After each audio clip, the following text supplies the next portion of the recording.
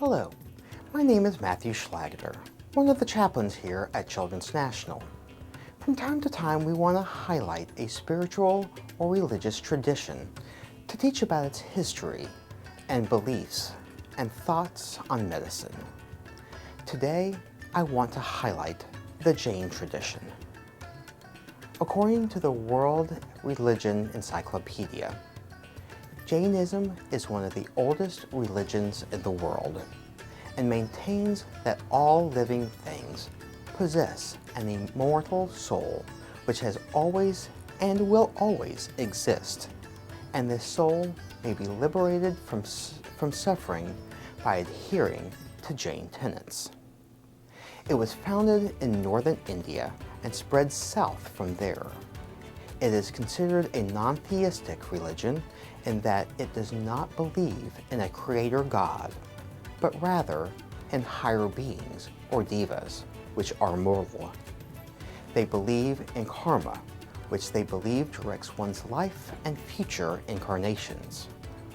In Jainism, it is up to each individual to attain salvation, defined as release from the cycle of rebirth and death, or samsara, by adhering to a strict spiritual and ethical code of behavior.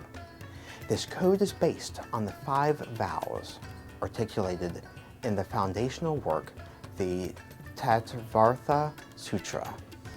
They are nonviolence, speaking the truth, not stealing, chastity or faithfulness to a spouse, and non-attachment.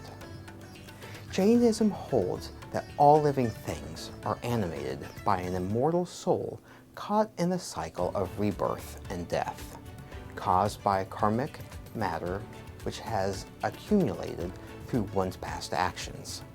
An interesting aspect of the faith is an emphasis on the limitations of perspective and so the inability of anyone to state a completely objective truth.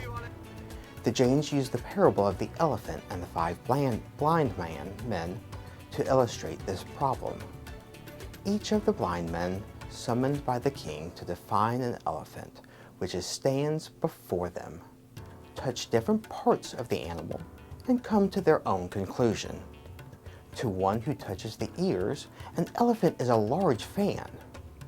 To another who touches the leg, it is a stout post. To another who touches the side, it is a wall, and so on. Each blind man is limited by perspective and individual interpretation in the same way each human being is by the limits of what they can understand in their dreaming state of subjective values, ignorance, and illusion. According to the Britannica, Jains believe that their tradition does not have a historical founder. The first Jain figure for whom there is a reasonable historical evidence is Parshatharpanatha, a self-denying teacher who may have lived in the 7th century BCE and founded a community based upon the abandonment of worldly concerns. The Jain community appears to have grown quickly. According to the Jain tradition, it numbered 14,000 monks and 36,000 nuns at the time of the Maharaja's death. From the beginning, the community was subject to schisms over technicalities of doctrine. However, these were easily resolved. The one schism to have a long-lasting effect concerned a dispute over proper monastic practice, with the white-robed sect arguing that monks and nuns should wear white robes, and the sky-clad sect claiming that a true monk, but not a nun, should be naked. This controversy gave rise to a further dispute as to whether or not a soul can attain liberation from a female body, a possibility the white-clad deny.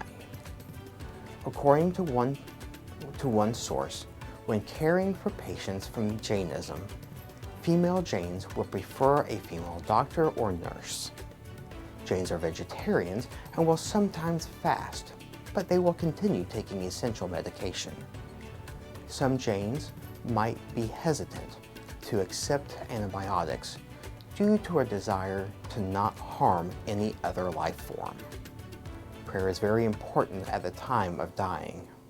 The patient may also want certain people to visit to make confession and to ask forgiveness. For many families, it is extremely important that everyone is there when a loved one is dying. It is considered ideal for a Jain to die in a state of meditation, and relatives may wish to play religious tapes or chant quietly.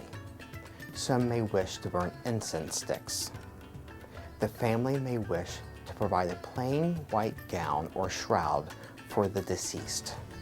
They are unlikely to have special concerns about who touches the body after death, although it may be wise to check with them first. They may wish to assist with the normal last offices.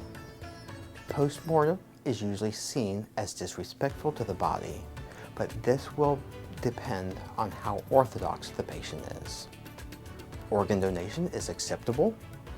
All Jains are cremated, and it is traditional to hold the service within 24 to 48 hours of death.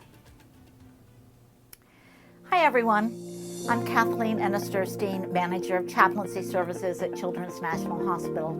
Thank you so very much for taking time to watch this content. We hope that it has been meaningful for you or given you some education that you were looking for.